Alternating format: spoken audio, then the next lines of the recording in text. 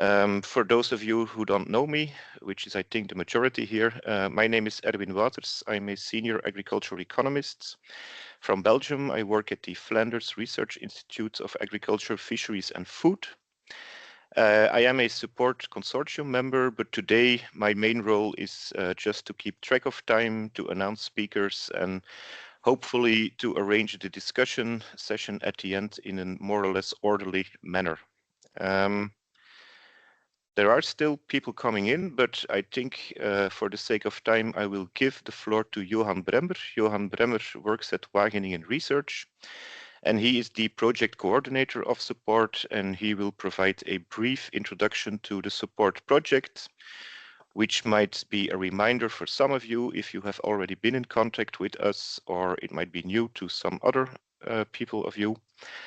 So a brief introduction to the support project, what we do, what the network of practice is, as an introduction to the webinar of today. Yeah, people are still coming in, but Johan, I suggest you start with your introduction. Thank you, Erwin, for introducing me. So my name is Johan Bremmer. I'm from Wageningen University and Research and coordinator of the support project. Maybe for some of you, or most of you, it will be a little bit superfluous, but I think it's good also to introduce the support project. We have the project has been created from the observation that the uptake of IPM tools and technologies lags behind expectations, and so in our call, the Commission requested to focus on the decision-making process of farmers and other stakeholders regarding the adoption of IPM tools and technologies, and also make use of the results of this analysis to give advice to improve the IPM policy. We have identified 4 objectives in our project. So first objective is to build a support stakeholder ecosystem in order to co-create strategies and policies with actors to improve the IPM adoption. A second objective is to collect an inventory of current and future IPM and assess the impact on pest control efficacy, economic performance of farmers and the environment, so that we have a good understanding of what tools are available and what they contribute to the economic and environmental performance. The third objective is that we analyze in detail the barriers and opportunities for the IPM adoption in the entire agri-food system, analyze the role in the farmer decision-making process. And the last objective is that we, based on these results and the answers of the questions underlying the other sectors, to propose public policies and private sector strategies to enhance the IPM adoption in co-creation with relevant actors. We have developed a concept for this transition approach to improve the IPM uptake. So in the center, we have a co-creation approach to develop those strategies and policies. We start with the uptake of existing IPM measures, and then we look what are the impacts of those IPM tools and technologies which are already applied, and the full crop protection strategy. Then we analyze the barriers and opportunities for the uptake of IPM technologies, and with this new knowledge, we try to improve the policy and private sector strategies and policies, and that will close the loop. As already said, the multi-stakeholder approach is at the core of our project. So we have distinguished 3 layers. The basic layer consists of 25 national crop clusters, NCCs, which are organized in the participating countries in the European Union represented in our consortium. And also we have selected 8 crops, and I will show it in the last slide. These national crop clusters are the core places to collect the data and reflect on what is going on in IPM adoption. The second layer consists of community of practices, 9 community of practices organized on selected cases and countries, which are the key places for the co-creation strategies, in which we go into more detail. And we connect those 8 or 9 community of practices into the network of practice, which is the final layer, as a basic place for reflection on those what's going on between the cases and the crops, but also in connection with the wider community. And this online meeting is also the key example of the meetings we organize within the network of practice. So this is, in short, what support does. We are in the middle of the process of the project. So we have started at the beginning of 2023. And the last year we have collected a lot of data, and we are in the middle of the analysis of those data. And so this year will be a crucial year for analyzing what's have we already found and translating those results into improved policy strategies and policies. And so we will do this in connection with you as stakeholders, and hopefully this meeting will also contribute to that specific task. Thank you. And I think the next speaker will be Per Koets, so I'll stop sharing, and Per will also start with his presentation. Yes, thank you, Johan. You will come back at the very end of the webinar to conclude. And indeed, in the meantime, I want to ask Per to start sharing his slides. Per is working at Aarhus University, although I might have to let him pronounce that himself. Per is a consortium member of support. He is the lead responsible for developing the IPM tools and strategies, current and future, and for developing a monitoring system to assess the impacts of current and future crop protection strategies.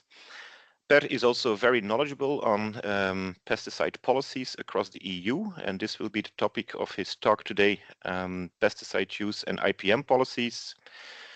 And the EU legislation framework and how this translates to the national policies. Per, over to you. Thank you very much. I hope you can see my presentation and that you can hear me. Yes. Yes, I've been given the almost impossible task to present the EU legislation on pesticides in 15 to 20 minutes. So I will go through this relatively fast, otherwise it's not possible.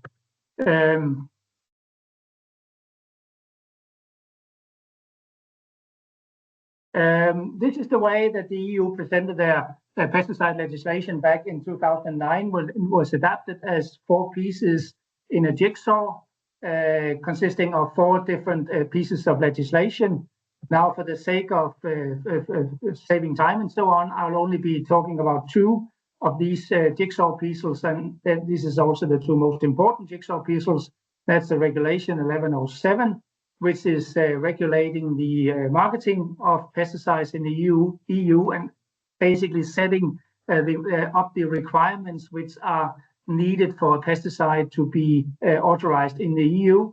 And then we have the Directive 209128, which is also called the Sustainable Use Directive. And that is focusing more on how to use the pesticides which have been approved according to Regulation 1107. Now, the purpose of this webinar today is also to look a little bit into how these EU legislation actually translate into national legislation. Here, it's very, very important to understand the difference between a regulation and a directive, because a regulation have binding legal force throughout every member state at the day it's entering into force.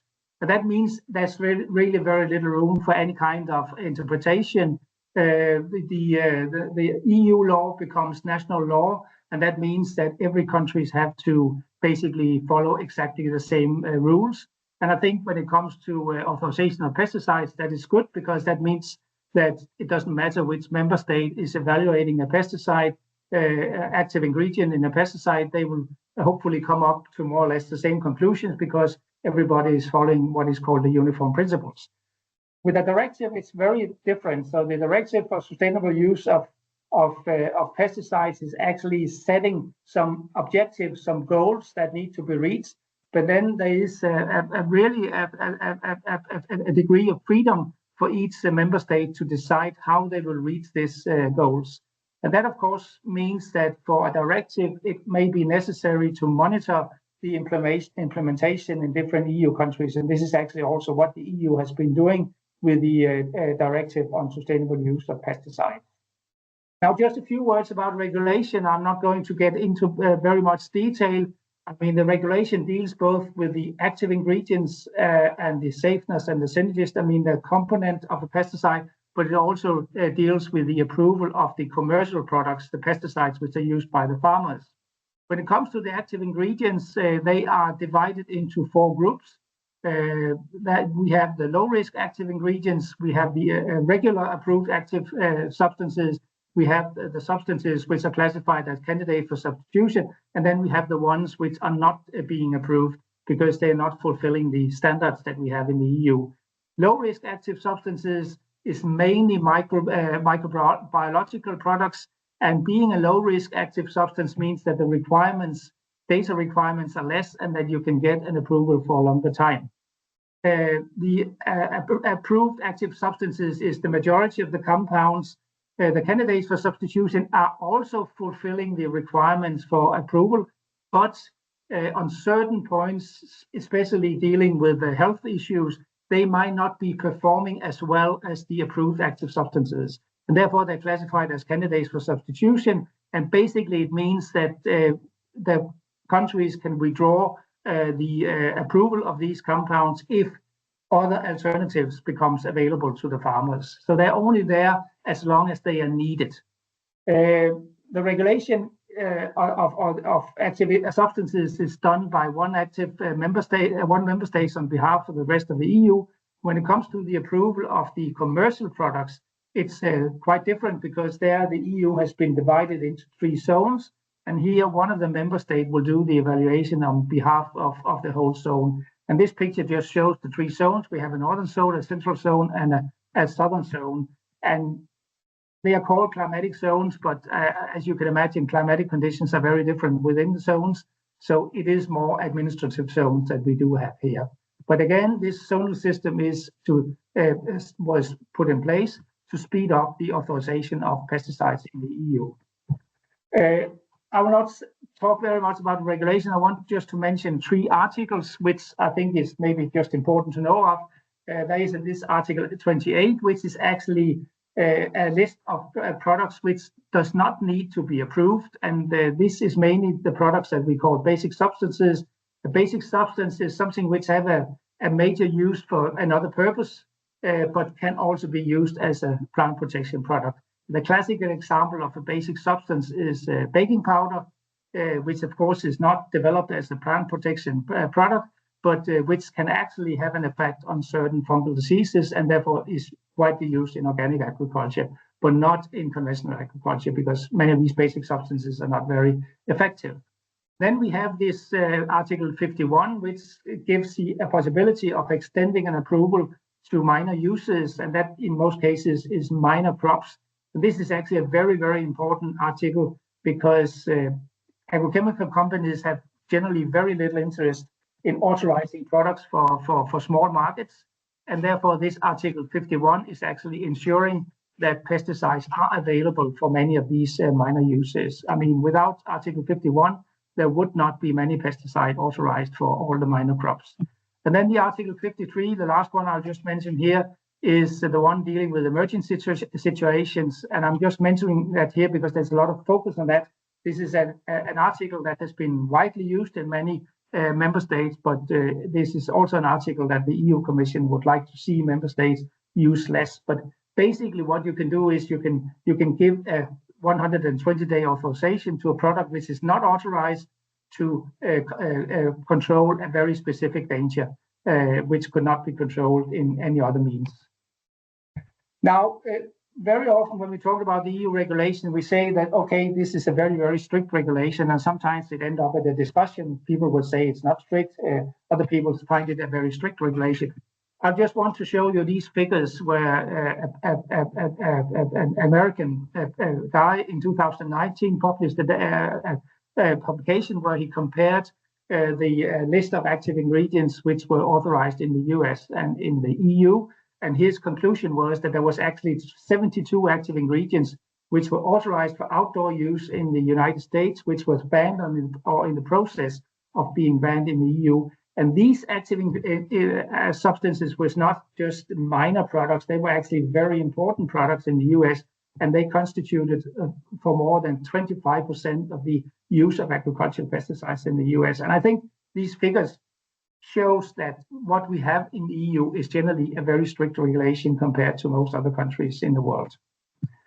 Now, the directive deals with the use of pesticides, and the objective of the directive is to reduce the risk and impacts of pesticide use. And I think this is important to notice. It doesn't say anything about reducing the use of pesticide. It tells that we should reduce the risk and impact of pesticide use on human health and the environment.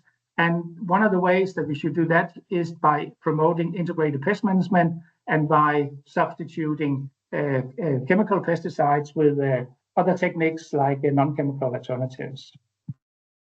There's a lot of focus on integrated pest management when we talk about the Sustainable Use Directive, but I've just made this slide here to show you that the Sustainable Use Directive is much more than just dealing with integrated pest management.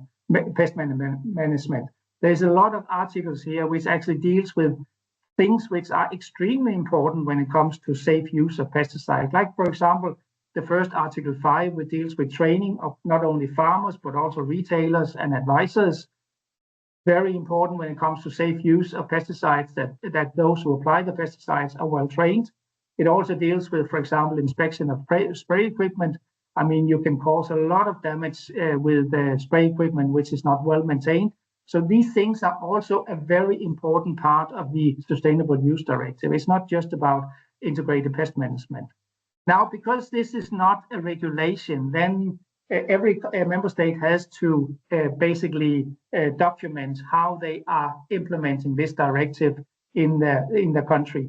And they're doing that by producing what is called a National Action Plan, where they describe very precisely what they intend to do to meet these provisions which have been defined by these Article 5 to 15.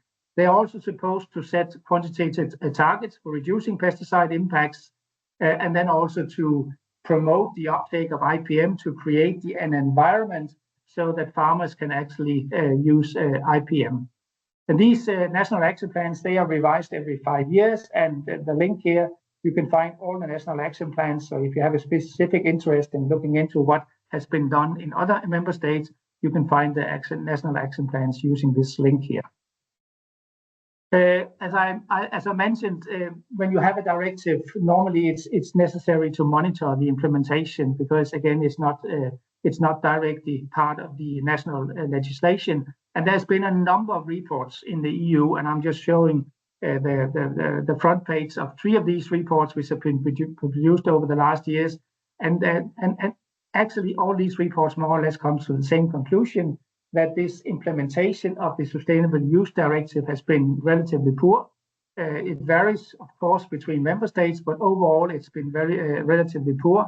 And also the implementation specifically of IPM has been relatively poor. So according to the assessors, according to the EU Commission, we have not done too well when it comes to implementing the objectives of the Sustainable Use Directive.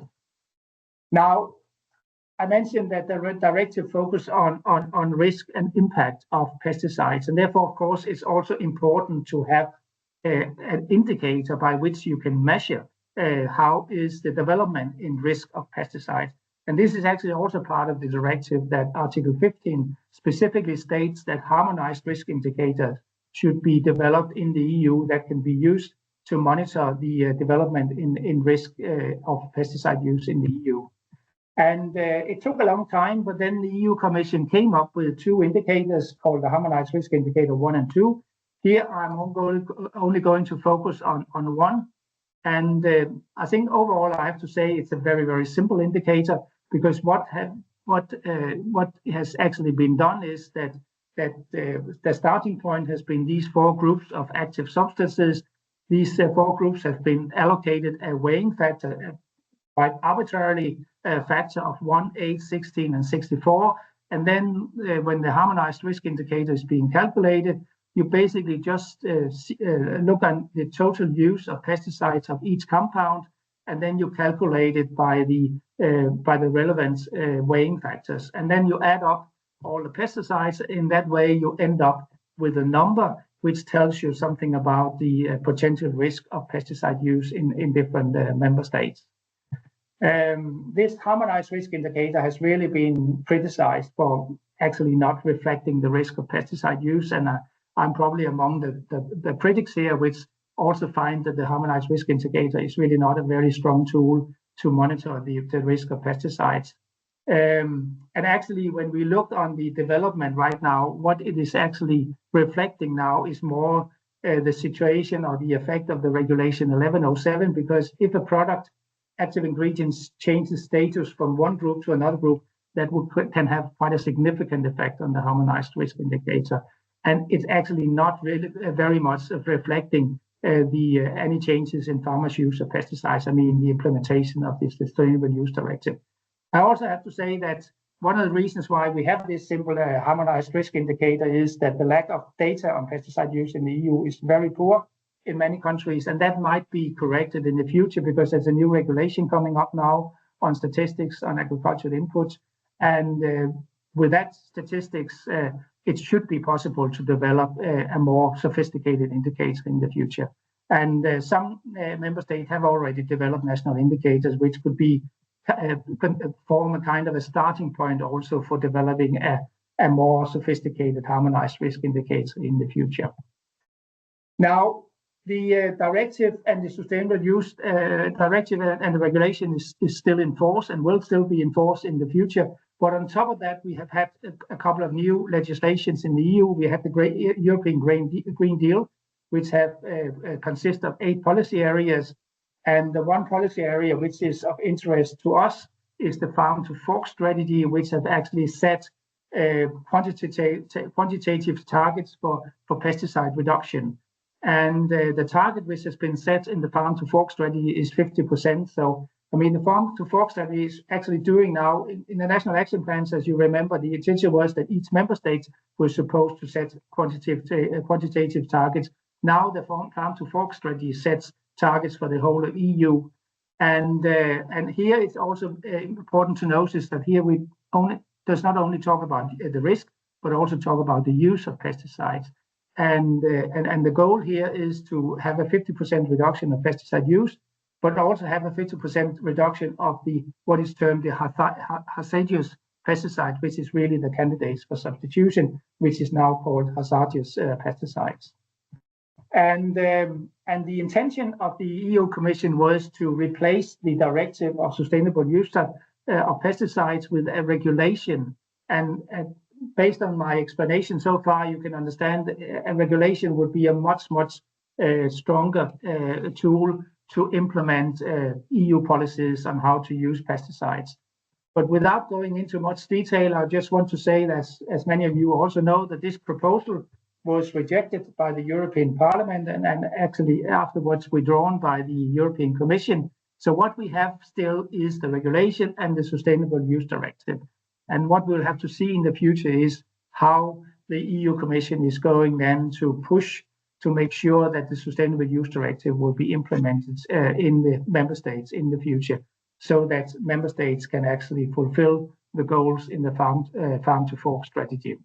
And I'll just end my presentation by showing, because the harmonized risk indicator is really the tool which is used now by the EU to show how the development is actually going. And as you can see here on this slide here, here's the harmonized risk indicator for the overall use of chemical pesticides and for the hazardous pesticides. And as you can see, it's actually going quite well at an overall EU level. We are very close to the 50% reduction for pesticides when we compare it to the baseline, which has been set to 2015 to 2017. When it comes to the hazardous pesticide, we're not doing as well as with the regular pesticides. So from that point of view, the harmonized risk indicator is actually indicating that we are on the right way. But would like to mention that there is big variation between member states here. So some member states are doing very well, other member states are not doing as well. So there will still probably be a lot of room there for the EU Commission to monitor the implementation of these pesticide legislations in the EU member states in the future. So with that, I will end my presentation. Thank you, Per. You announced it as an almost impossible task, but I think you performed a very good task to give an overview in just 20 minutes of the most important regulation and directive at the EU level. Are there at this stage any very specific short questions to Per about his presentation? I see one question in the chat, and then there is also a hand being raised. There is one question that says pesticides are going down, so the risk indicator you showed in your last slide. But what about the yields? Has it come to a has there been a trade-off with yields? I don't know, Per, if you want to reply to that. Well, I think I have to be honest and say I cannot reply to that question, because that will depend very much on the situation in each country. I mean, in some countries there are more pesticides available than in other countries, and in certain crops there are very few pesticides available. And there's no doubt that we are reaching a point in certain crops in certain countries where the lack of pesticides will start to potentially affect the yields also.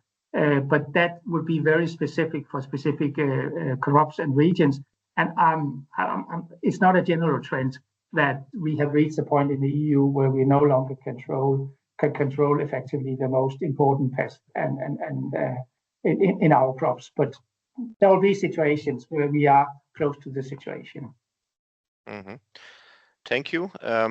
Juan, you had your hand raised. Thank you, Erin. Exceptional presentation, Per. Thanks for this. I have a question about the implementing regulation about the mandatory registering of phytosanitary treatments at farm level from 1st of January of the next year, if I am not mistaken. I understand that it is this regulation is currently official, and that we strongly support that we need more information at farm level about the use of phytosanitary. For us, from Spanish Agri-Food Cooperatives, we strongly support this tool for obtaining more specific data at sectorial and specific farm level. What is the situation of this regulation?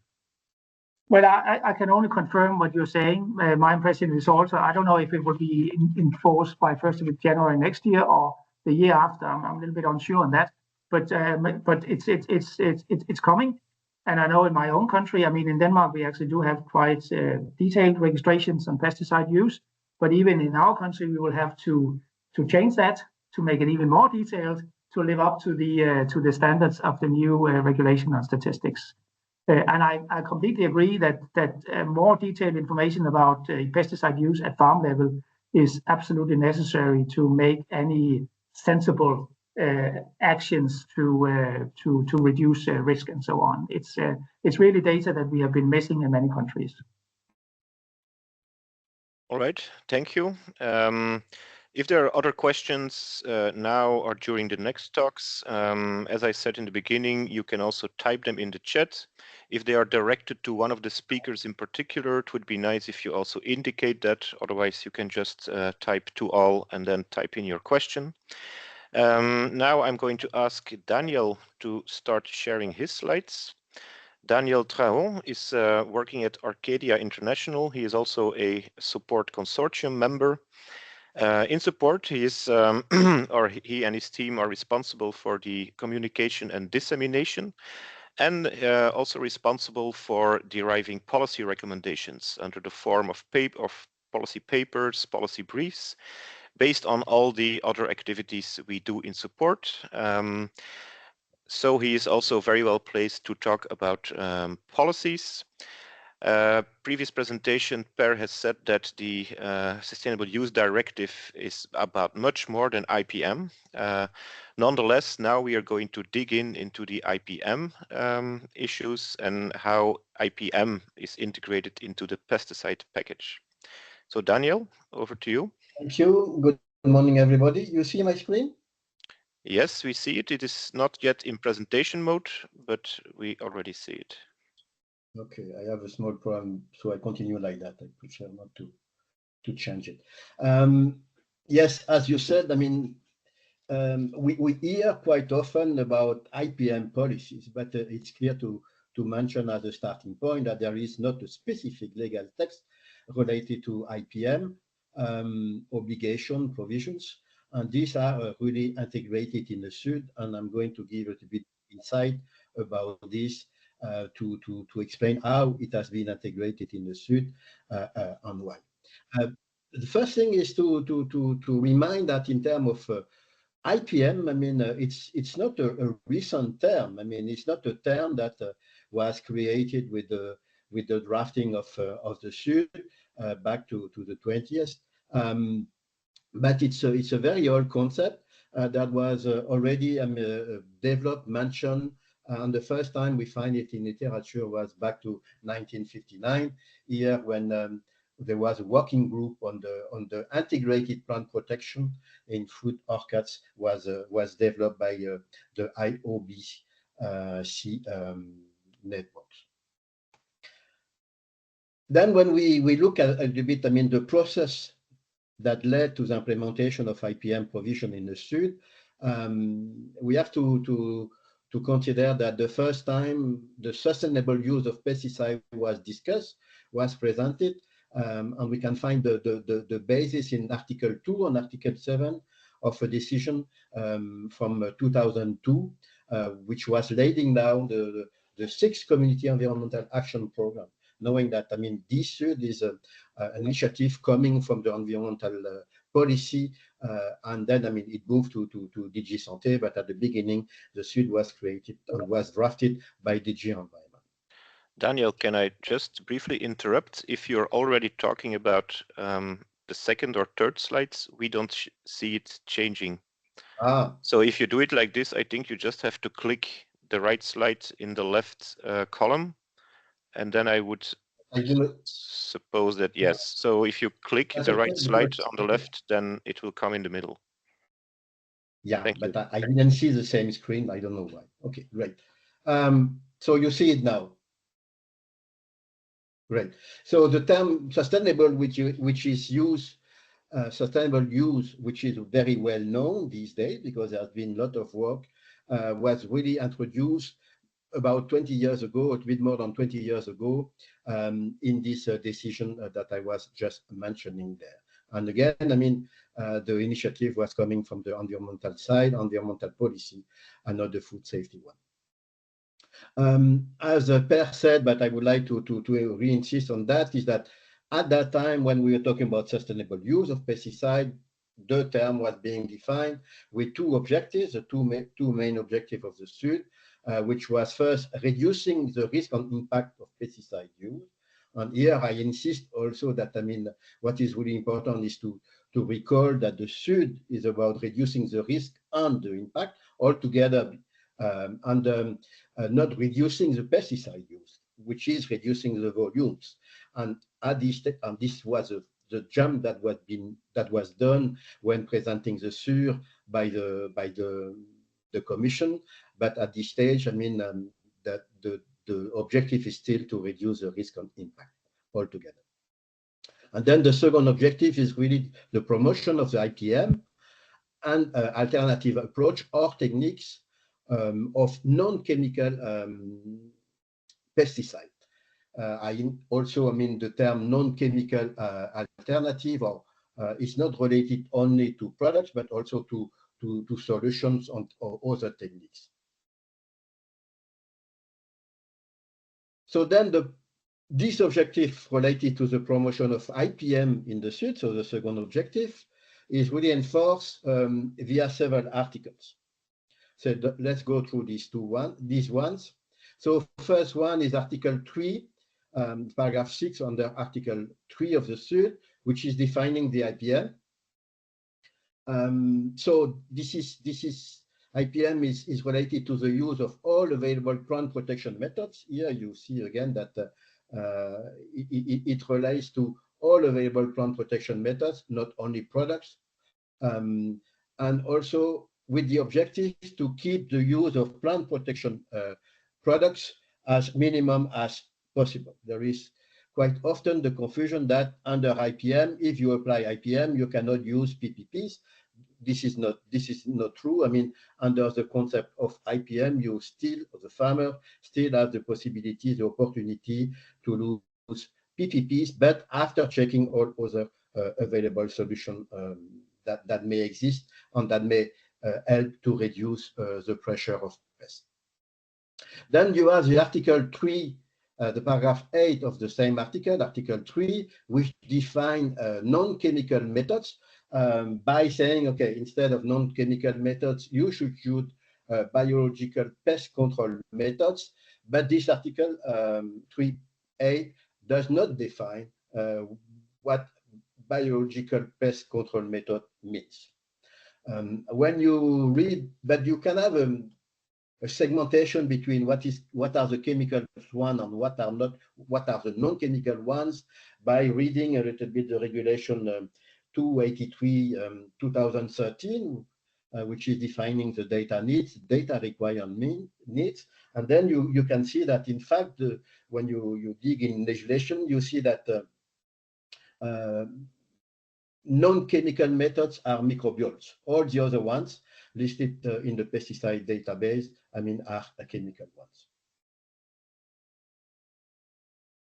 And then, I mean, the main article in which IPM is presented in the SUD is Article 14, which presents the main obligation on the provisions as regard IPM.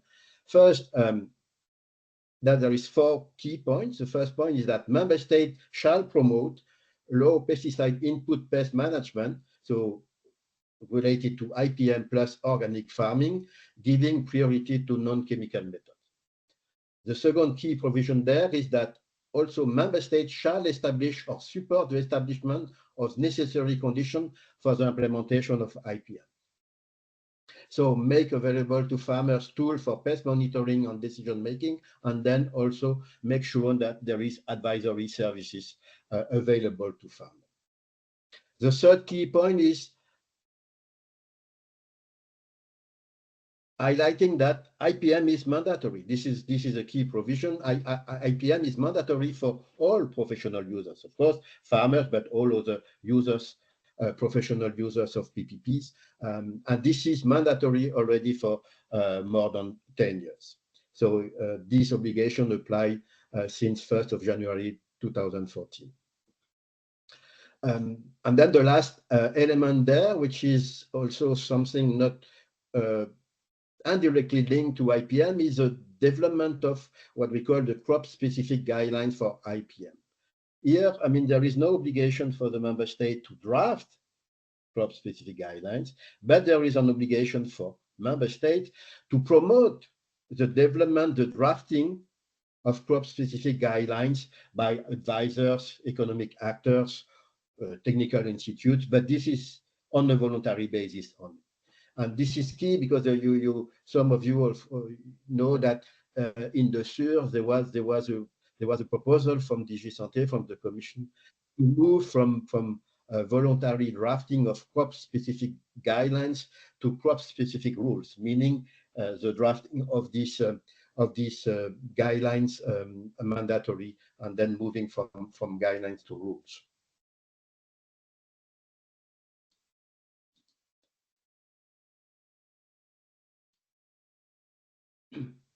Then in annex, we find the last piece of information regarding IPM, presenting what it is, and also presenting some training requirements in Annex 1, paragraph 4, where we find notion of IPM strategies and techniques, and then the famous Annex 3, which is presenting the general principle of IPM. Here I put a graph, a picture about, I mean, a description of the concept, IPM concept, from Barsman, which was drafted in 2015, with a small flag here of the European Commission, but this graph is not coming from the Commission, but from researchers.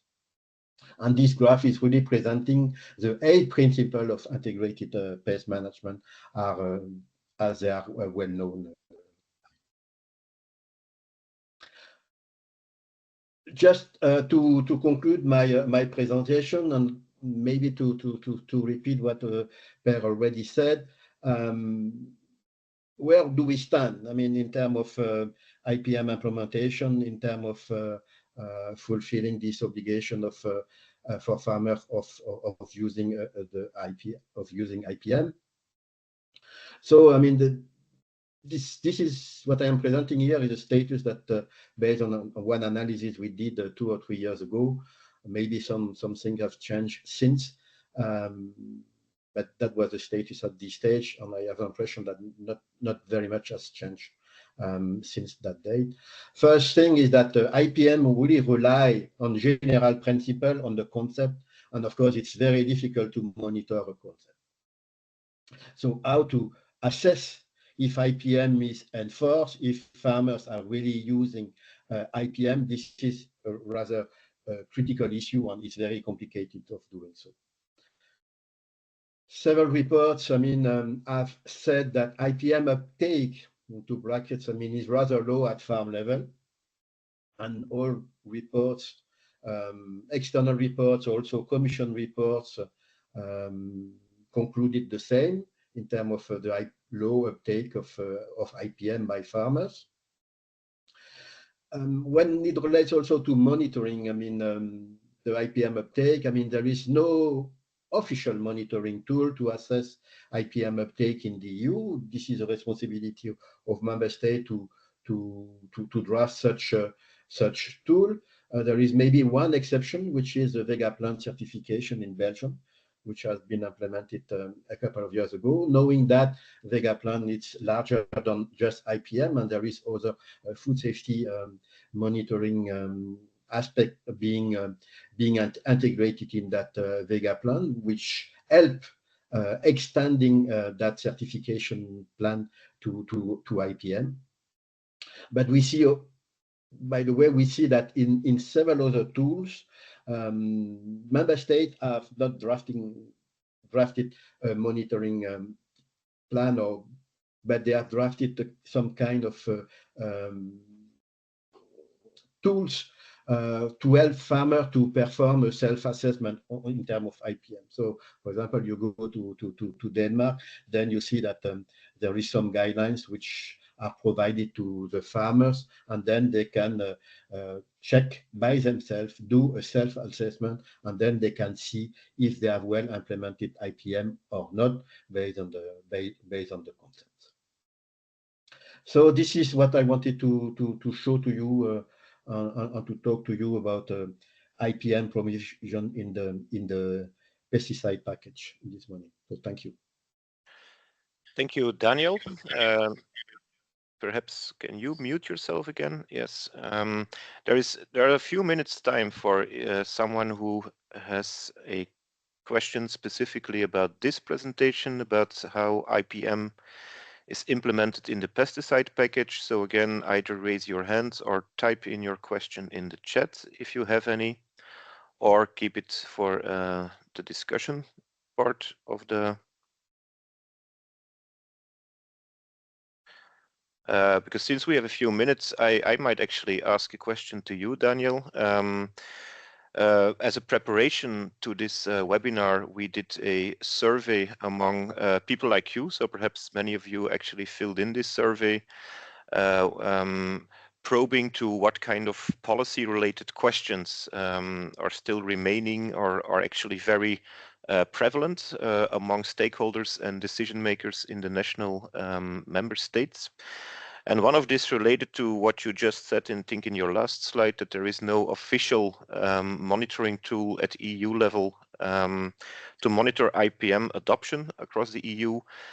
And there were a few questions in this survey probing to that, kind of suggesting shouldn't it be the case? Shouldn't we, well, or shouldn't someone develop a harmonized system to monitor IPM adoption across the whole EU? So you have something to say about that? I'm not going to answer to your question directly about the need of doing that, but on the feasibility of doing that. I mean, how can you assess a concept? I'm just taking a small example. I mean, the farmers have to monitor their crops to see if there is some pest, some disease. Then if you reach a certain threshold in terms of pest pressure, you apply a crop protection measure or a set of crop protection measures. So let's say that you go to, how do you assess that? How can you really assess that the farmer has done that, has done this monitoring? There is different ways of doing that. I mean, a farmer can take a car and can just, from his car, look at his crop and saying, okay, no, I'm going to treat, or I'm going to spray, or I'm going to use some measure next week. But this is not the correct monitoring approach. You should go in the field, walk in the field, take a lot of time, looking at the crop, looking at the leaves, seeing if there is disease, not enough disease, reaching the threshold, yes or no. So this is really, the feasibility is, as long as you stick with the concept when it relates to IPM, with these 8 measures there, it's very difficult to develop, or it's even impossible to develop a monitoring tool that could be applied really to assess the IPM uptake level. Okay, thank you. With that, I'm going to thank you again for your presentation and ask Aymeric to start sharing his slides. Aymeric is an external member, external to the support consortium. And Aymeric is from the European Commission, working at DG Agri. And he's going to talk about how the common agricultural policy relates to pesticides and IPM adoption. Aymeric, over to you. We see your slides. They're also not yet in presentation mode, but we already see them. So over to you. Okay, thank you very much. I hope you can see me, you can hear me well, and you can see my slides now in presentation mode. Yes. So thank you very much for the invitation. I thank the organizers. The organizers have asked me to make a presentation of how the CAP can support the sustainable use of pesticides.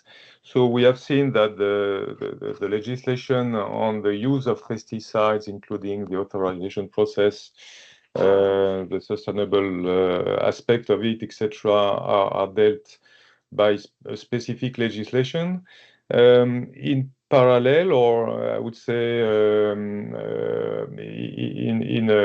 a broader context, in the broader EU context, the Common Agricultural Policy, which is the policy for supporting the agricultural field from the EU, has an important role to play, of course, because as you know, of course, obviously, pesticides are used mainly by agriculture. So in a nutshell, the CAP has something to say and something to play on the sustainable use of pesticides to support the legislation that was just presented. And what I will do is to present you the main elements of the CAP that can help on that purpose. I will start with actually 3 slides, which gives a summary of the broad picture, if you want, of the CAP. The CAP is basically a policy with policy instruments and a budget. Unlike, for instance, the pesticide legislation, which is basically policy instruments, the CAP has a particularity that it has a strong budget. It's still 40% of the EU budget, so it's quite significant. And with the policy instruments and the budget, the CAP can play an important role, in particular for the sustainable use of pesticides. So I start with the policy instruments, and we always try to summarize the policy instruments serving certain objectives. And here we have a chart which presents what we call the green architecture of the CAP. Which is actually the one relevant for the sustainable use of pesticides. And in this green architecture, we have here presented all the policy instruments that are relevant for this objective. In the horizontal axis, we try to show, to express the area covered, and of course, the agricultural area covered. And we speak only here of agriculture. And in the vertical axis, we try to express the level of requirement or the ambition, if you prefer, in other terms. So each policy instrument has a certain impact on both the area and the level of requirement or the ambition. And we start actually let's say the basis for this architecture, the fundament of this architecture is a system that we call conditionality, which basically, and I will come back with a bit more details afterwards, conditionality is basically conditioning the support, the financial support to farmers from the CAP to the respect of certain rules and certain, for instance, environmental rules, and in particular for the sustainable use of pesticides. And these rules are basically divided in two components. The first is what we call the statutory management requirements, SMRs, which are actually a set of directives and regulations from the EU, and I will quote, and we will see it later, the SUD, the SUD. And this set of SMRs is complemented by what we call the standards for good agricultural and environmental conditions, the GAECs, which are actually complementing the set of SMRs with practices which are very specific to agriculture, like crop rotations, biodiversity areas, winter cover, which are not already covered by SMRs. So it's very specific to agriculture. And conditionality, so these rules, SMRs and GAECs, are mandatory for farmers. So it's a law. Of course, the SUD, for instance, respecting the SUD is a law, and it's mandatory for farmers. And for that, as a principle, we call it the baseline principle. The CAP does not support the practices which are associated to the law. So in other terms, the CAP does not pay the farmers for just respecting the law. But on the other hand, there is a possibility to lose all CAP payments if there are infringement. So that's a principle of conditionality. You see that the area covered is quite large. It's 90% of the agricultural area. So the system is quite powerful. It's quite incentive, or negative incentive if you want, because it's a sanction mechanism. And if we look at the level of requirement, the member states have a certain margin of, let's say, adaptation to local conditions, but also whether they want to be more or less ambitious, if you want, in this statutory level, which is expressed by the light green part. So that's a baseline, and on top of this baseline, the CAP can support with funding, can financially support farmers who are ready to go beyond this legal baseline. And here we enter into the world of the support schemes, which are voluntary for farmers, so supporting voluntary practices by farmers.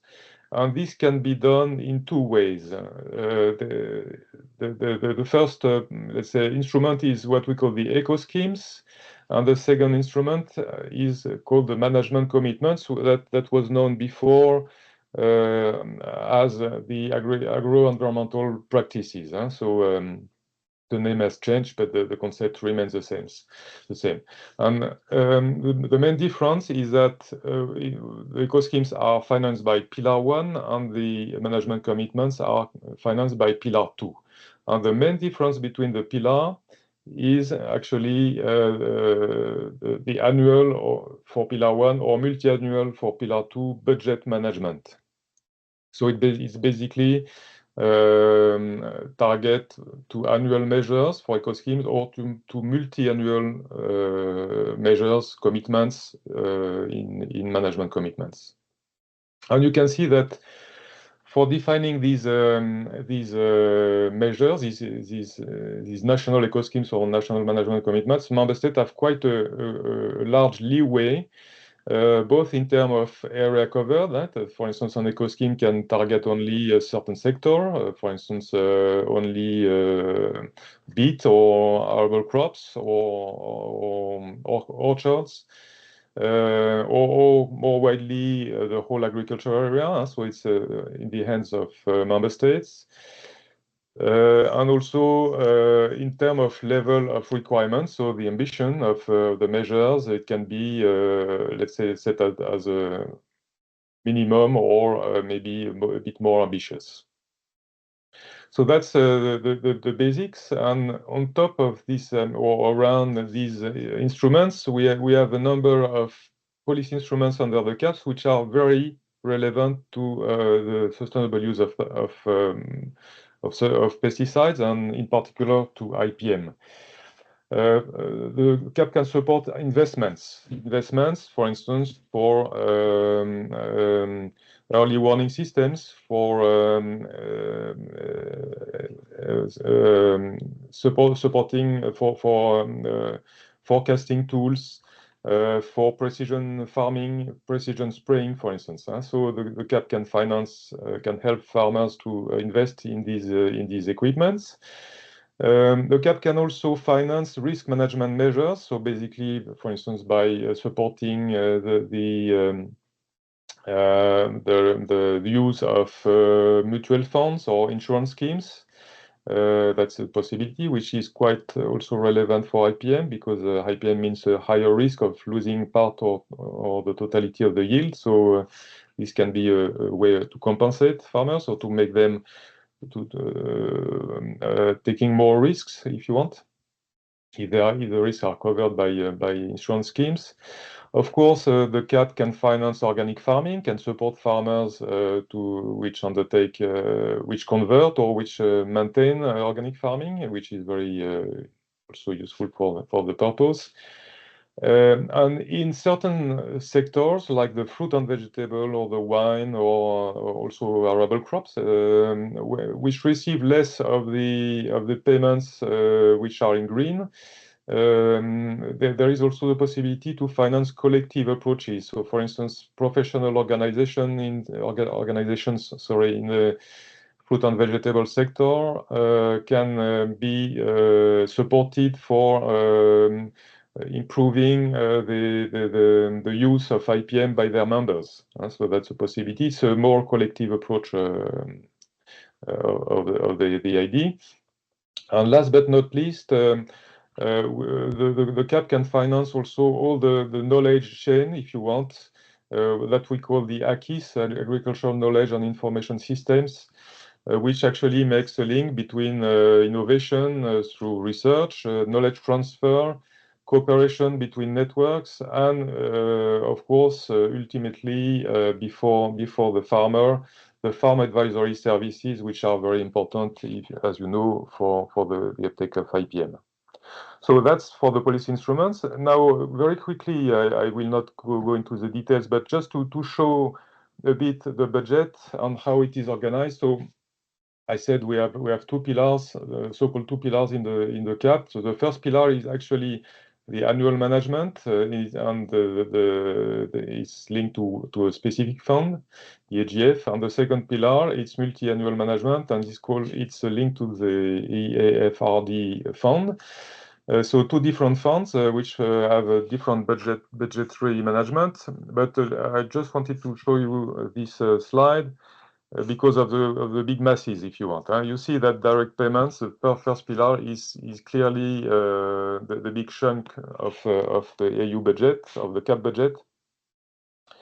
The second pillar has a lesser importance in the budget, but member states have also to co-finance, to bring when the EU brings €1, member states have also to bring a certain proportion of the final support.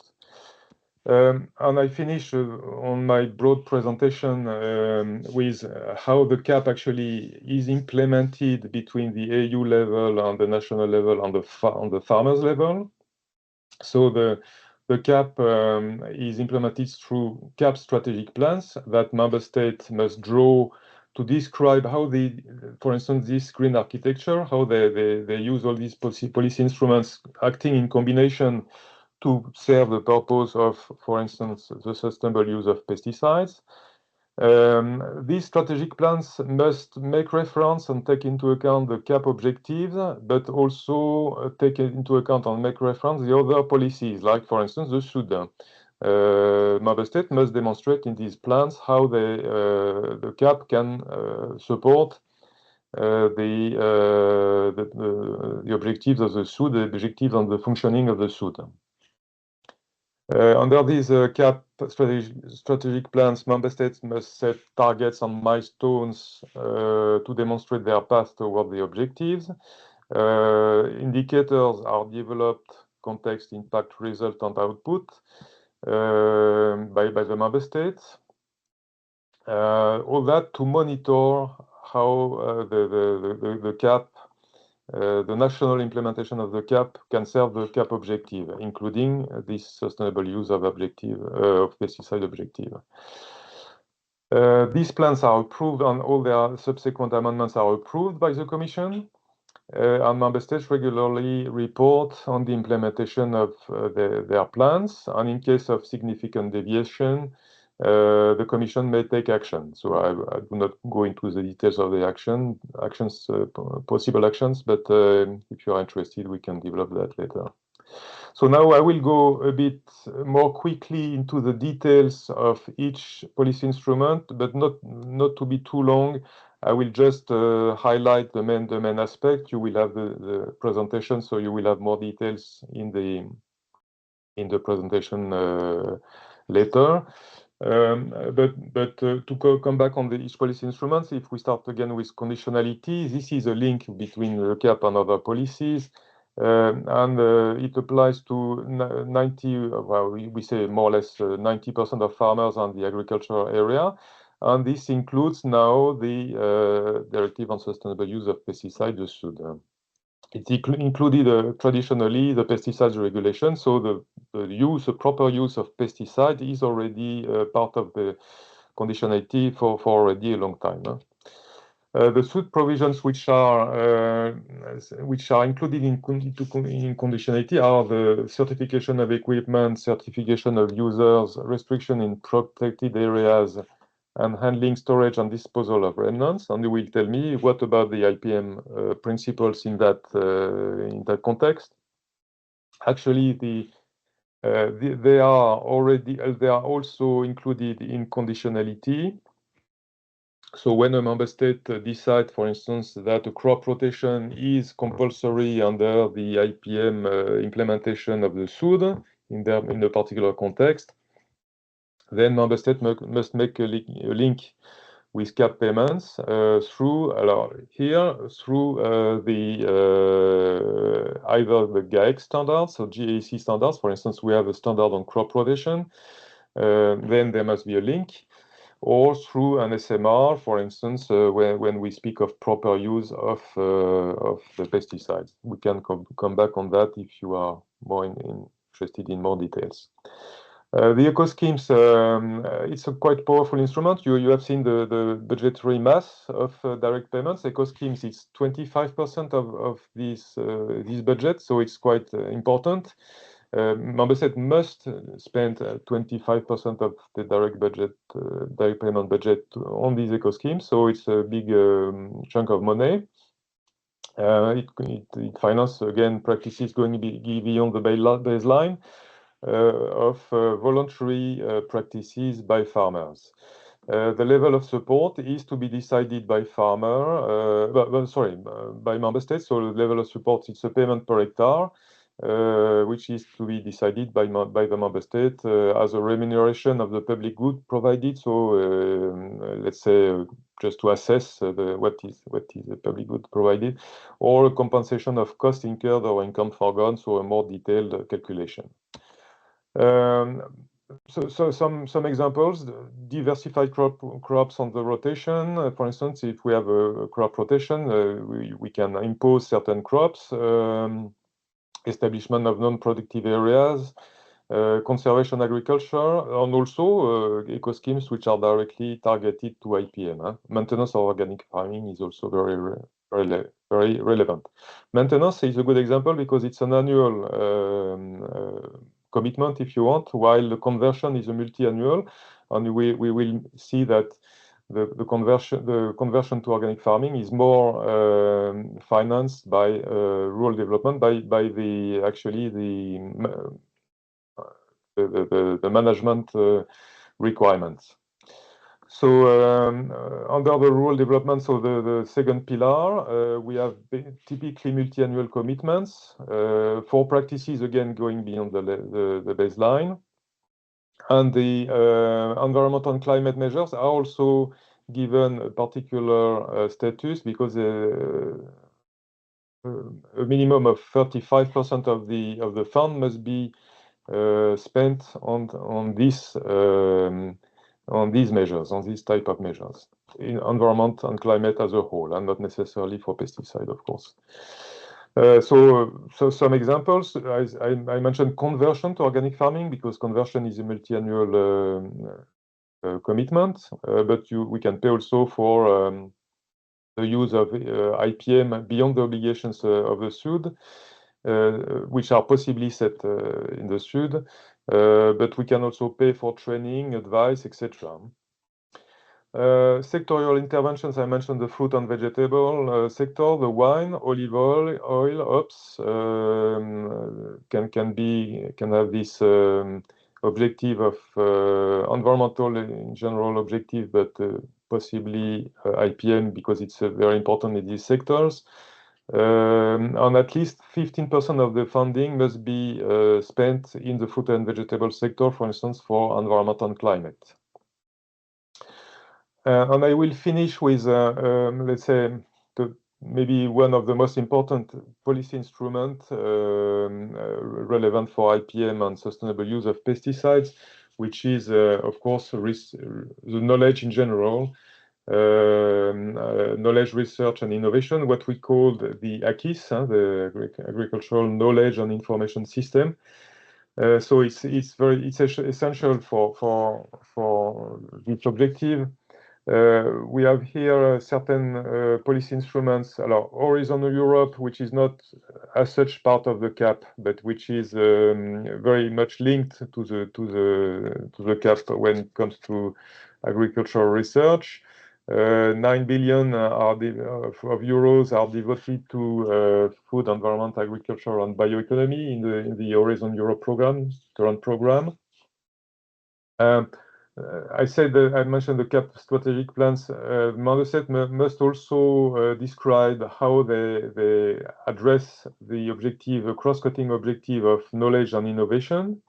For instance, by financing networks, by financing advice, but also for financing what we call the European Innovation Partnership, which are actually putting various actors together in networks to improve on specific topics, to improve let's say, the knowledge transfer, co-creation, and in particular on IPM, they are quite active.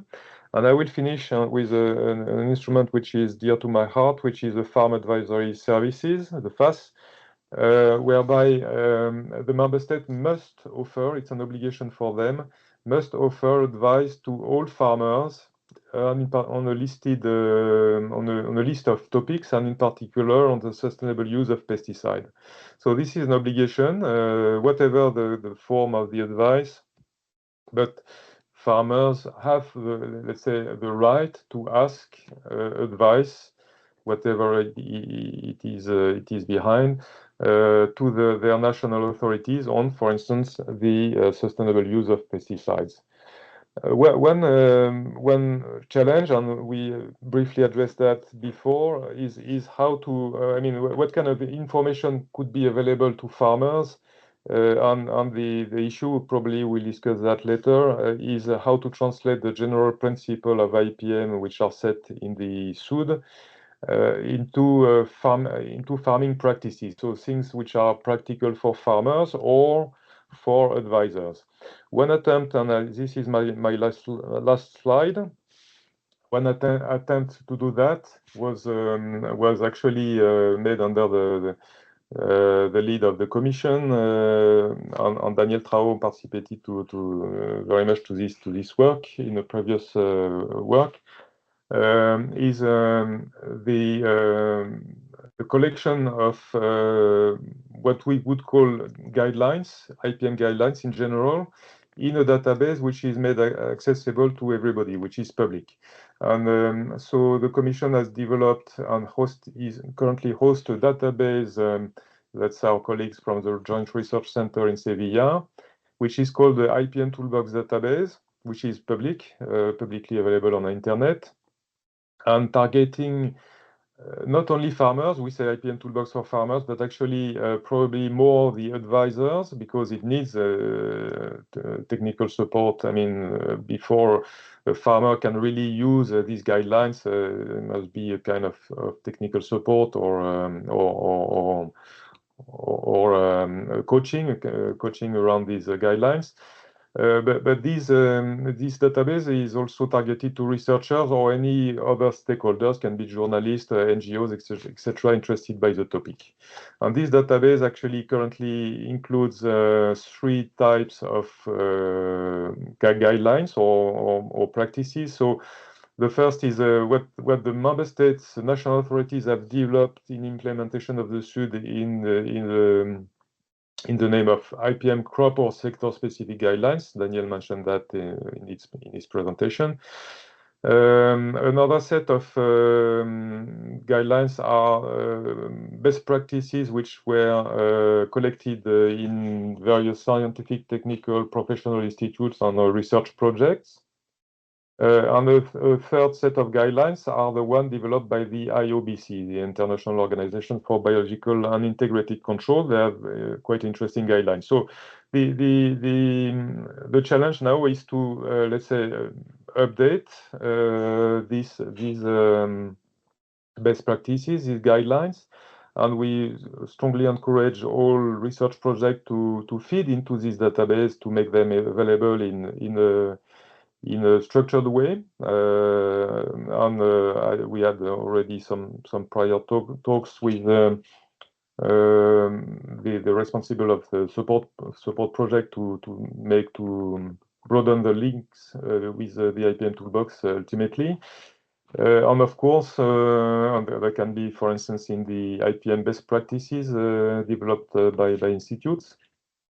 And of course, Commission and join the GRC, we are ready to include more kind of guidelines in the future. And you have here at the bottom the web link if you want.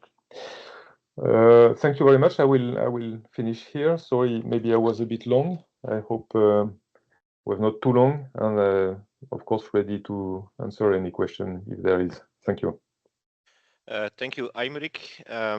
Yeah, you spoke a little bit longer than planned, but it was a very nice overview. Again, just like the previous 2 presentations, really just in a little bit more than an hour, a very good overview of pesticides, regulations, directives, support for IPM at the EU level, and also how it is done in member states.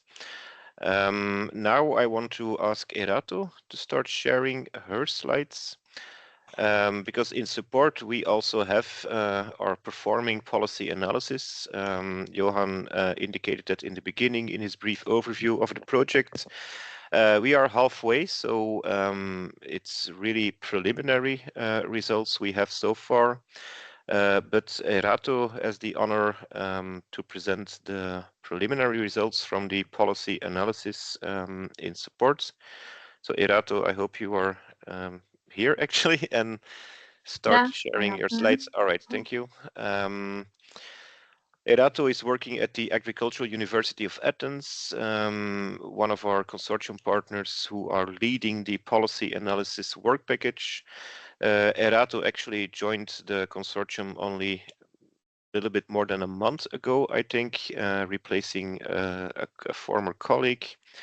And now immediately she has the responsibility or the honor to support, to present what we have done so far in support in terms of policy analysis. So over to you, Erato.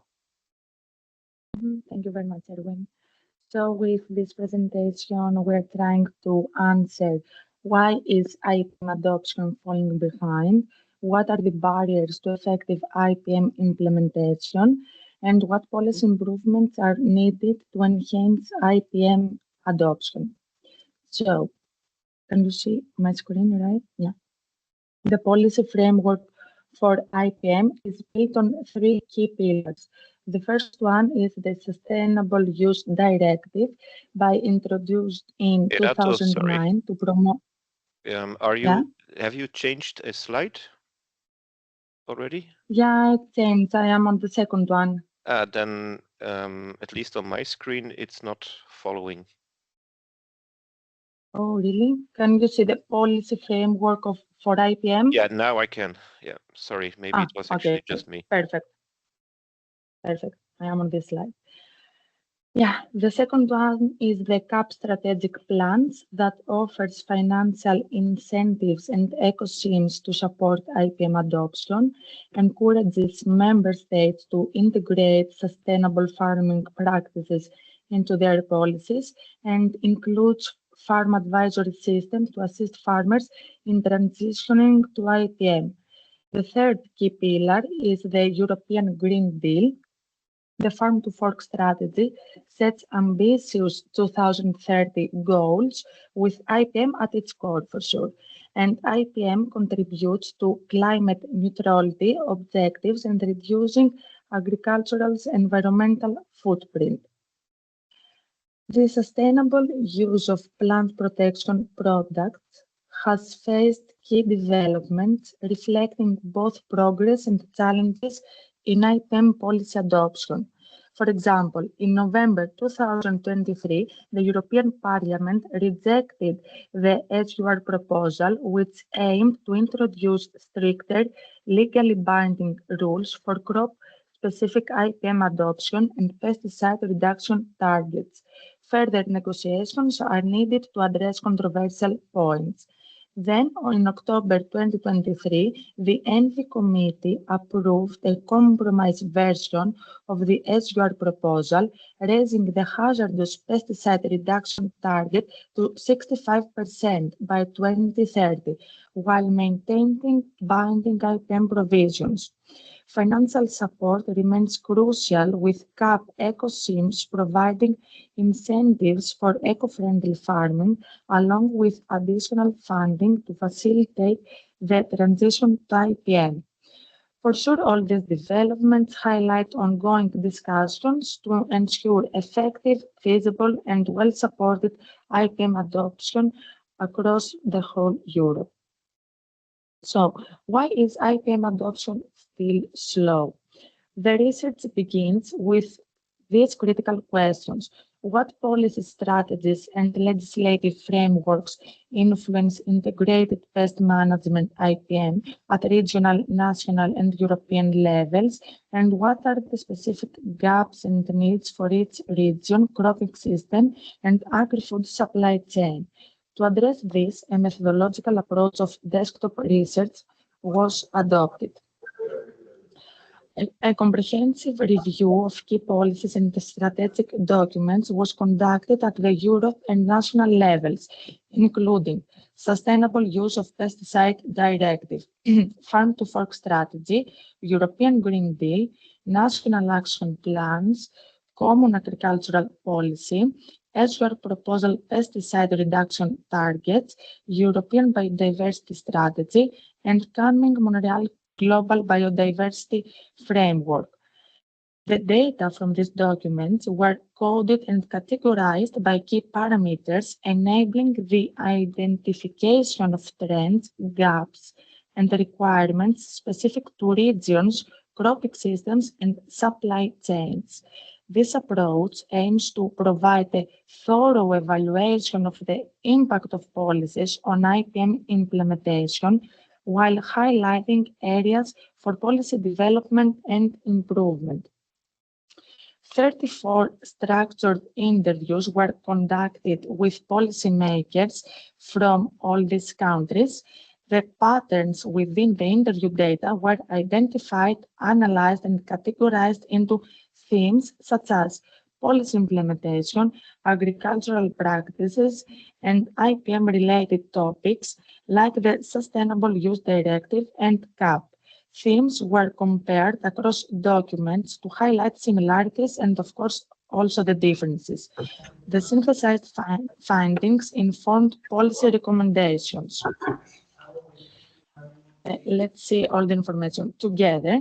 While IPM offers a sustainable approach to pest control, there are several barriers in its widespread adoption. The first one is about the weak IPM implementation. Inconsistent application across the Europe due to variations in legal frameworks, environmental conditions, and resource availability. Lack of clear criteria for IPM compliance hinders effective monitoring and enforcement. Farmers often deviate from IPM intervention hierarchies due to knowledge gaps and limited access to necessary materials. The second one is about the insufficient alternatives to chemical pesticides. Non-chemical options like biopesticides remain underdeveloped and are generally less effective than chemical pesticides. And the slow and complex regulatory process delays the approval and availability of biopesticides in the market. The third one is the economic one, economic and market barriers. Farmers lack direct economic incentives to adopt IPM as the benefits are often unclear or not immediate. And the low consumer demand and awareness for IPM-labeled products reduced market-driven motivation for sustainable practice. And last but not least is the data and monitoring gaps. Insufficient and inconsistent pesticide use data across member states prevents accurate monitoring of progress.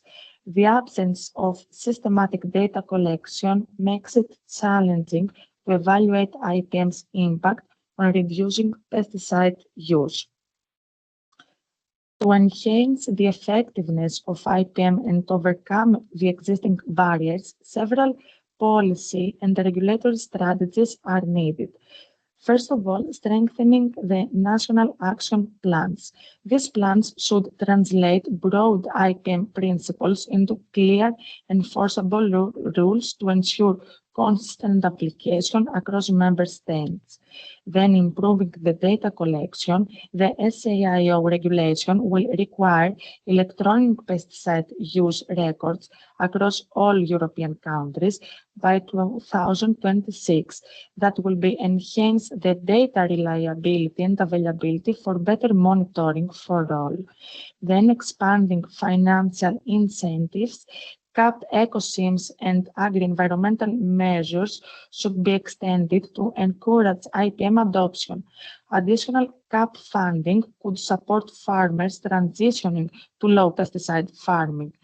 Encouraging stakeholder engagement, the countries like Denmark and Belgium, which facilitate inclusive dialogues among farmers, advisors, and policymakers show higher engagement and better implementation of IPM. And last but not least, raising the public awareness. Consumer education campaigns are crucial to increasing demand for pesticide-free products, driving market-based adoption of IPM practices. Advancing research and innovation is essential for improving the effectiveness and adoption of IPM. Key areas of focus will include the development of biological alternatives. Research into biopesticides and natural pest predators is crucial for reducing reliance on chemical pesticides. Digital tools for IPM, precision agriculture and digital technologies can enhance IPM efficiency but require stronger policy support for widespread use. Faster approval process, streamline the regulatory approval for low-risk pesticides and biocontrol agents can accelerate their adoption, and the demonstration and knowledge sharing, farmer-to-farmer learning networks, and demonstration projects can showcase the benefits of innovative IPM tools, encouraging broader implementation. Investing in all these areas will drive sustainable pest management while reducing the environmental impact of agriculture.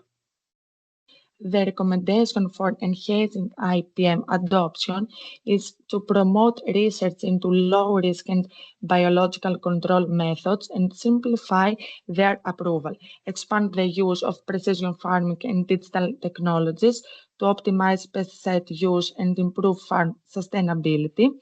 And the path for this, the future of IPM in Europe, is about to enhance CAP ecosystems, to make stricter IPM regulation and stronger links between IPM and environmental goals. All these things will shape the future of sustainable pest management in Europe. Thank you very much for your time. Thank you, Erato, for this snapshot of the preliminary findings from support projects from the policy analysis. You and your colleagues, and actually many others, many other members of the support consortium have been doing so far. Are there specific questions to Erato, or do you want to go into the more general discussion already?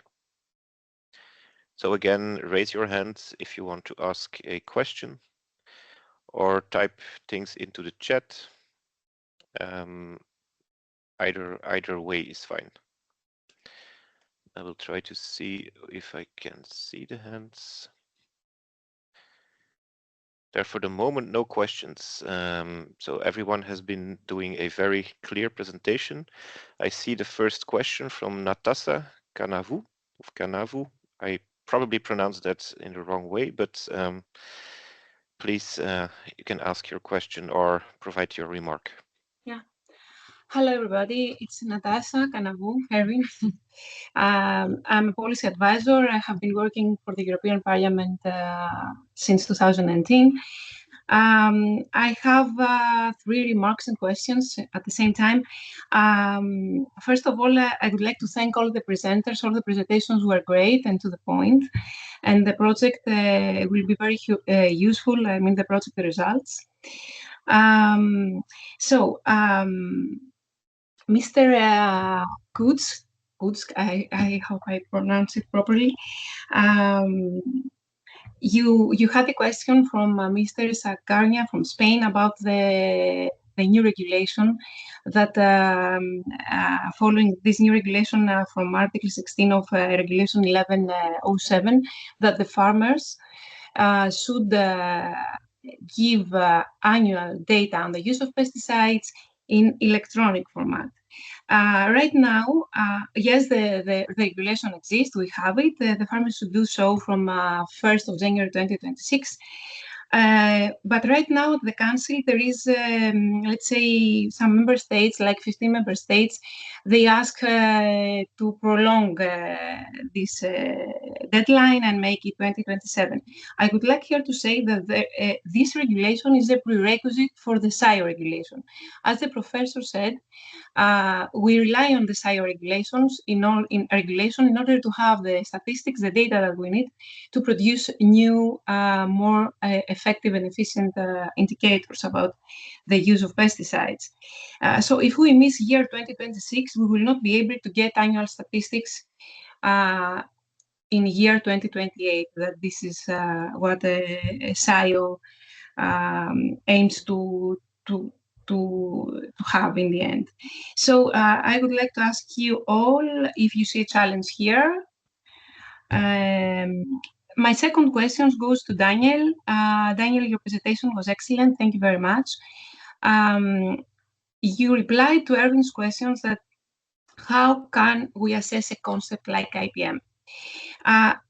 If we admit that we cannot assess a concept like IPM, then I think that we doubt it as a policy instrument, and I would like your opinion here. And my third question goes to Aymeric, Mr. Berling from the Commission. Thank you very much for your presentation as well. We said that we can fund through the CAP strategic plans practices that go beyond the baseline of legal requirements. IPM is mandatory for all professional farmers since 2014. So I understand that member states cannot actually pay farmers to implement the IPM concept as a whole through their CAP strategic plans. And I realized that through the SU regulation that was rejected, we try to correct this one. So that's all. Thank you. 3 questions. Thank you. So perhaps Per, if you want to expand on the first question. And by the way, to all of you, you're also free to interact and to give your opinions on the questions being raised. Yeah, I think the first question was actually maybe more a comment. And what I was, when in my presentation, when I was asked about it, the reason why I was not too sure about the date is exactly what you're mentioning, that there is this discussion ongoing now which may postpone the implementation of SIO and the collection of data. And I guess it's, well, I come from a country where we've been collecting these kind of data for many, many years, and living up to the new regulation and statistics will be relatively easy in Denmark. But I could also imagine that if you compare to what is in place now in many countries when it comes to collecting data on pesticide use and then moving to an electronic registration by each farmer, that's quite a step to take. And I mean, it's a little bit like skipping the land phone and going directly to the mobile phone, as certain parts of the world has done. So I could imagine there are some challenges there. But I completely agree that these basic data are an absolute requirement for developing, for example, proper indicators for the future, and actually to be able to measure if there is any progress in terms of reducing risk of pesticides. So this is extremely important, and it should be done. And any European country should have good data on pesticide use, considering that there is such an interest in pesticide use from the political level, not only at the EU level, but also in many member states. So it's important to make it work, but I can also see the challenges. Okay, thank you. If no one else wants to directly interact with that, maybe over to you, Daniel, related to the question how to actually assess adoption of a concept and not a strict set of practices. Good morning, Natasha. Nice to see you again.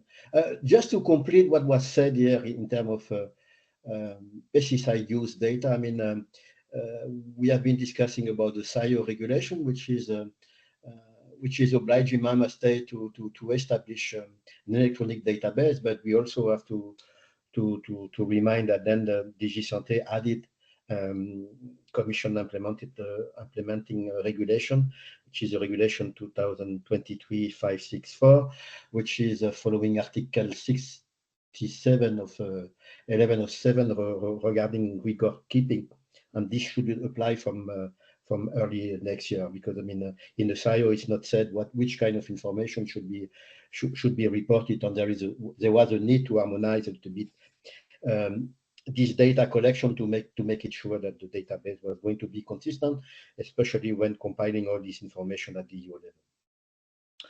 Now regarding IPM concept and the link to the legal framework.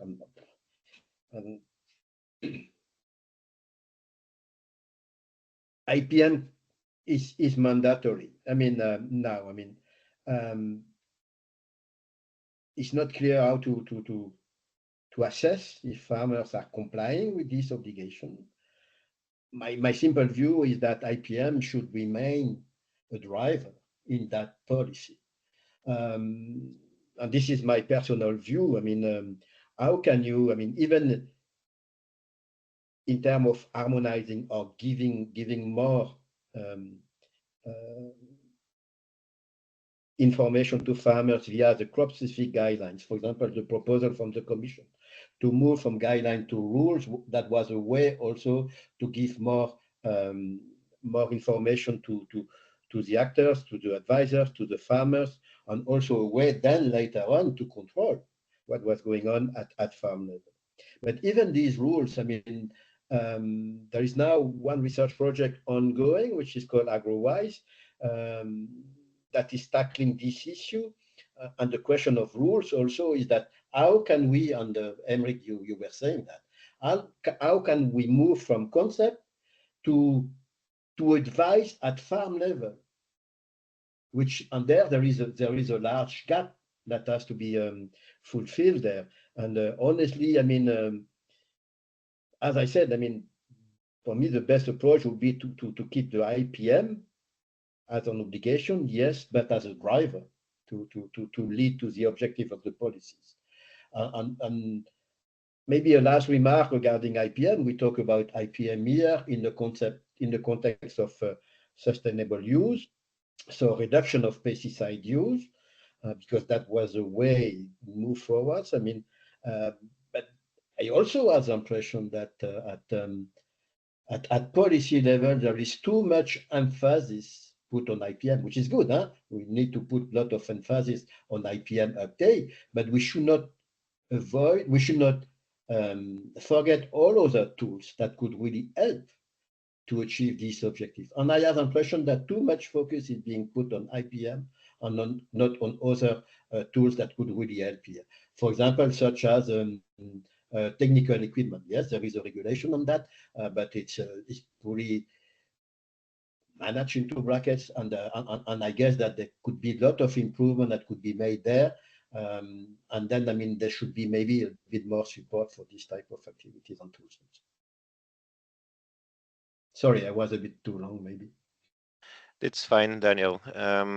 Maybe Aymeric, over to you also. I think it slightly relates to the previous question also. If IPM is mandatory, then of course it's difficult for member states to pay farmers to adopt it. And I might actually add just an observation of myself, which I already thought about earlier also. If IPM is mandatory since 2014, how can reports conclude that uptake of IPM is rather low?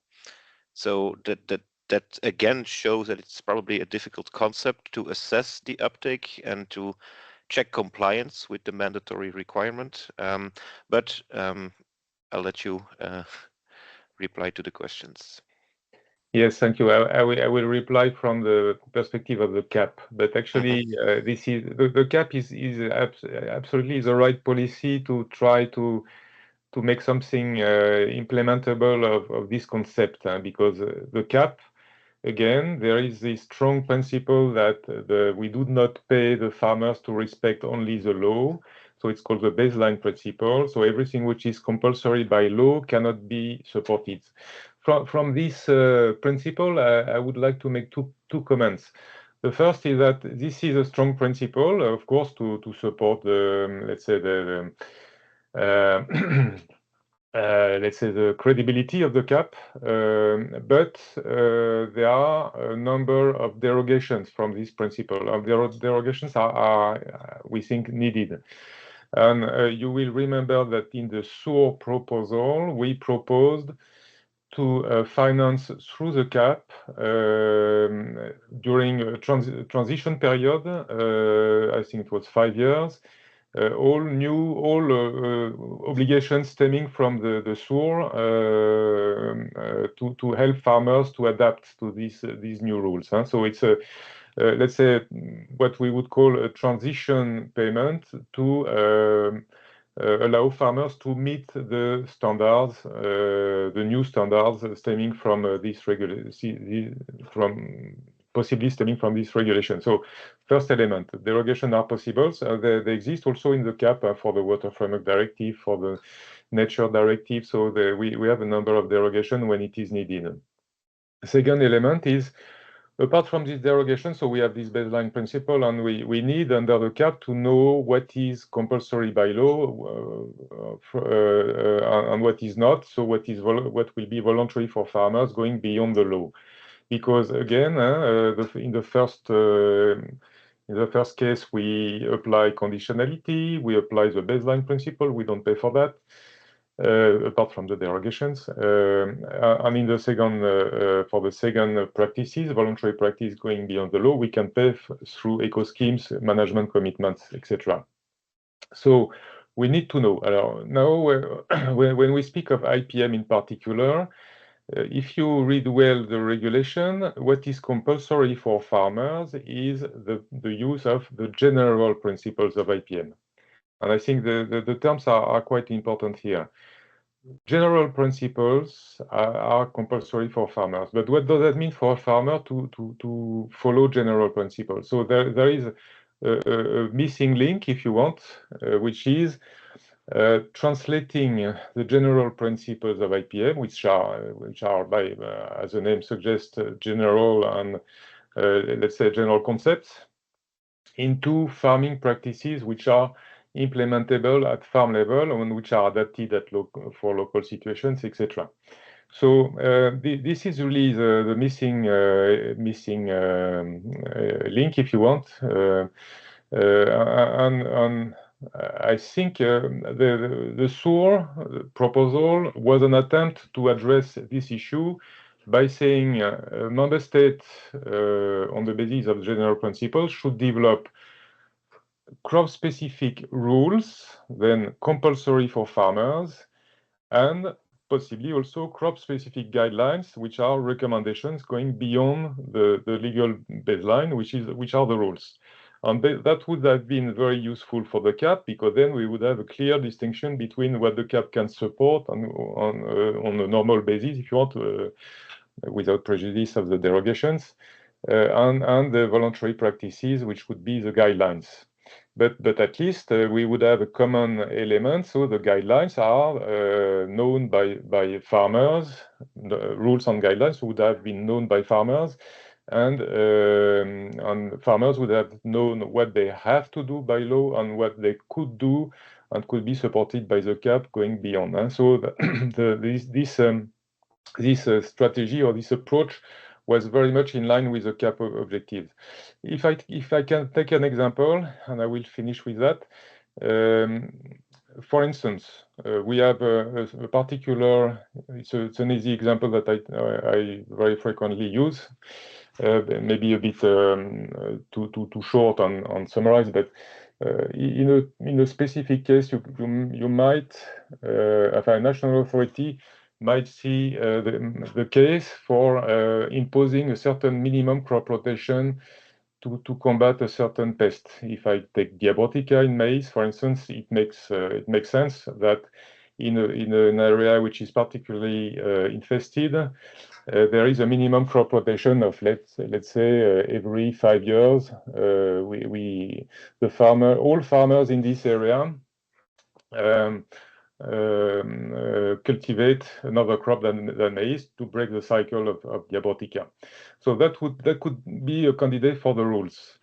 for a rule which is compulsory for all farmers in that particular area or nationwide. It can be the hands of the member states.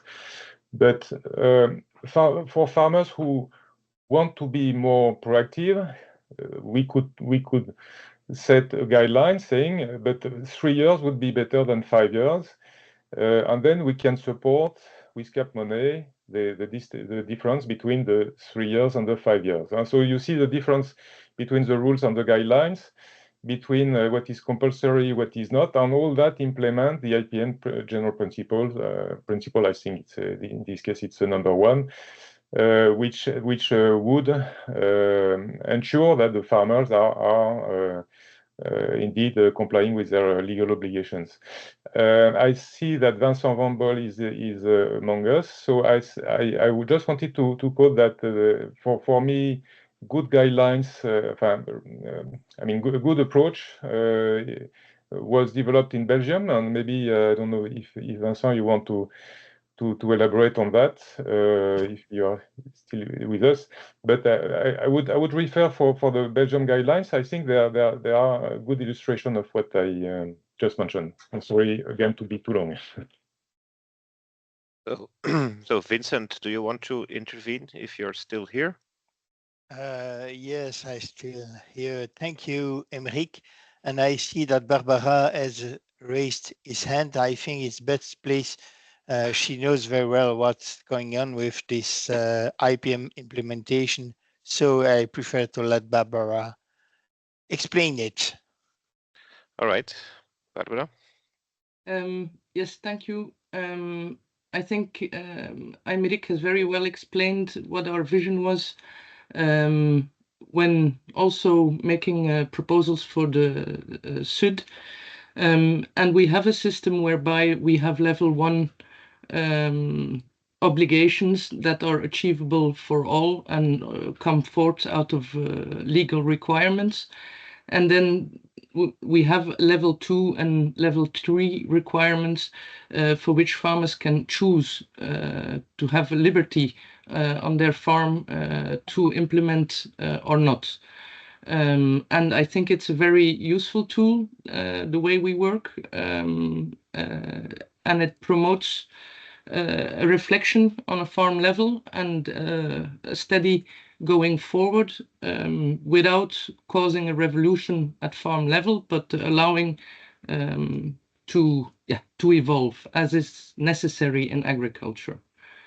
So I could just only say I support the idea, and I think that we are all able in Europe to take such an approach.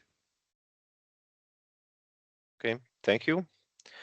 Is there anyone else who wants to react on this topic or raise a new topic? I think we still have time for one new topic. If nobody does that, Barbara, is there a new hand? Yeah, well, I just wanted to go ahead. I also had a reflection about the registration of plant protection products at the farm level. And I've been a bit confused in the discussion here because as it can be very useful to collect these data, the way in which we collect the data it can have a very high impact, as Per said, from going from a non-digital to a digital registration on farm level. And I think we should also be careful there in the sense that actually, if I understand correctly, we could achieve this through the update of the SIO legislation that is happening or is in the process by collecting these data by stickproof. Edwin, help me with the word sample. Sample. Yes, and by clearly defining the way we sample this in the farming population rather than working as is required by now by the executive order by the of Article 67. But that is just, I guess, a discussion we have still in Belgium, and is still going on the European level as well. I see a hand from Juan. Yes, reacting to the topic of electronic registering of treatments, it has been a very hard debate here in Spain during the last 3-4 years.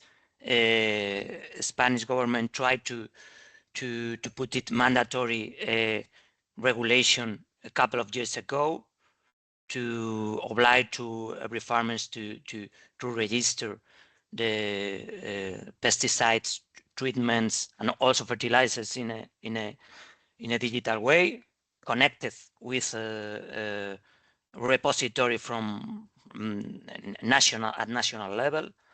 And finally, the farmer organizations opposed to it, and finally the government stepped down the proposal, and it has been a lot of confusion. For instance, within the farmer cooperatives, we believe that it should be a question that we have to work on it. We are going right now deploying a system for electronic registering in some thousand of farmers. We believe that it is the only solution to have indicators at farm level, because it is not only a question for provide right information to the administration. We as farmers need information to even to compare amongst us at sectorial and local level. So we are quite confused by the strategy of the administration at national level after this meeting, even at European level, because my impression it is that the European Commission doesn't have a clear strategy right now. I understand, because the regulation that it was a strategy was withdrawn, and I understand that the European Commission is waiting also the vision from Ursula von der Leyen in the coming months. But from the farming sector, it is a problem that there is. Our impression is that there is not a proper strategy right now how to match with the next step on phytosanitary integrated pest management. So I suppose we have to wait for a couple of weeks more or a couple of months to have more clarity about the next strategy on European Commission about these issues. Okay, thank you. Are there other questions or points of discussion that someone wants to raise?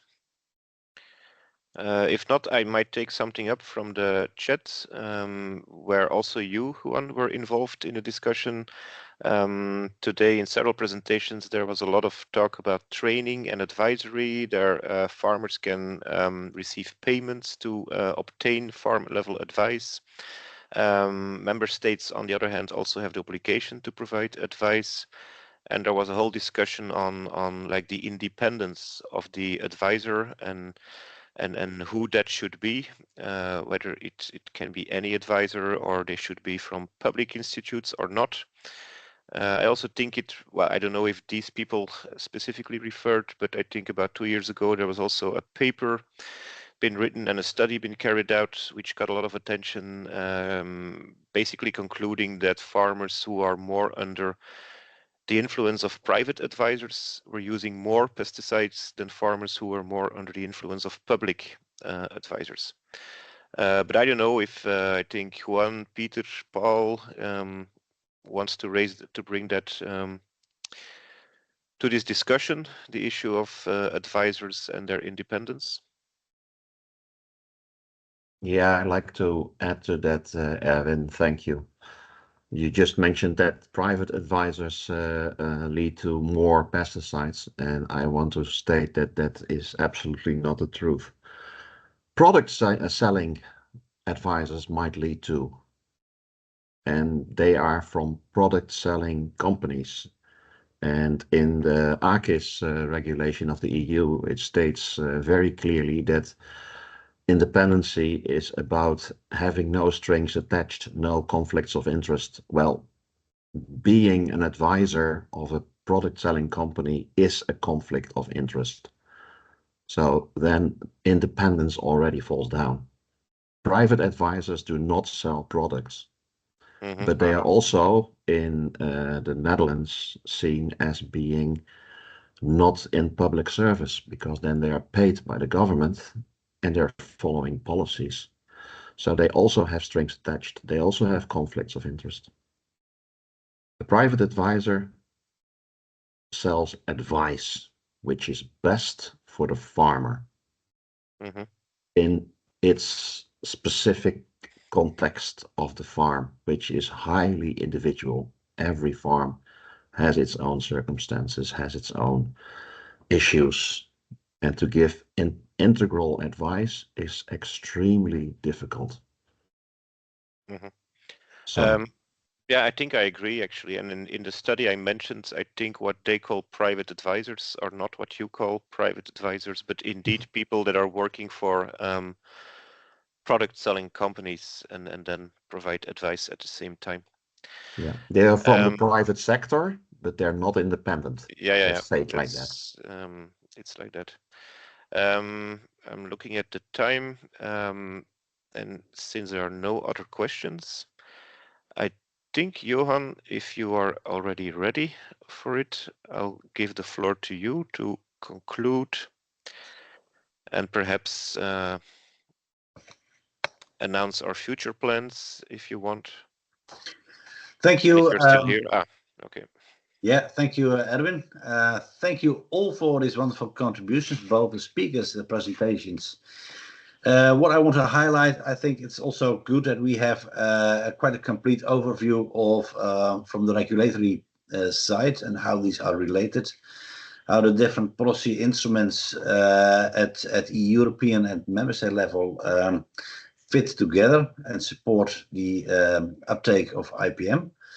What I also want to comment on is we have spoken about the registration of pesticide use. We have spoken about the registration and monitoring of the IPM uptake. I think it's always should we keep in mind that the ultimate goal is to reduce the risks of pesticides for environment and human health as the ultimate goal. And all the policies and instruments which will be developed should contribute to that specific task. So the monitoring of IPM tools and technologies is not a goal in itself. It should serve and be linked to the reduction of pesticide use. What I also have appreciated is, I think, the good comments, the questions which have been raised both directly in the discussion, but also in parallel in the chat. I also think that's very good, and I think also one of the goals of our project to support it is that in this way we will be able to have good discussions over member states between specialists, advisors, busy in several crops in several countries. We will also continue in this way. So I'm happy with this meeting online, and hopefully we can continue this in the future at several levels and several ways. So both online, we will have our General Assembly meeting physically, and also stakeholders. Some stakeholders will be invited and participate in the discussion in Athens, and also in the second half of the year, and beginning of next year, we will organize future meetings of network of practices. And also, I think it's also important to emphasize that we are not a project in itself, working standalone, but we are in close collaboration with a number of other European projects in which we also have connections. So our ecosystem which we are developing will be linked to their ecosystems, and so hopefully we will be able in this way have good discussions and to bring the real points of issues at the level. And I'm very happy also, Imre, that you have been prepared and been able to participate, and also listening to the discussions. And from our point of view, I think it's also important that we will continue to have these kind of discussions with the European Commission, with you and your colleagues, in order to contribute to an environment in which the results of our project will be implemented and will be will have the maximum impact as we intend to have. So thank you all for your contributions, and hopefully we can meet each other both online and physically in future to work on a sustainable future of our agriculture. Thank you all.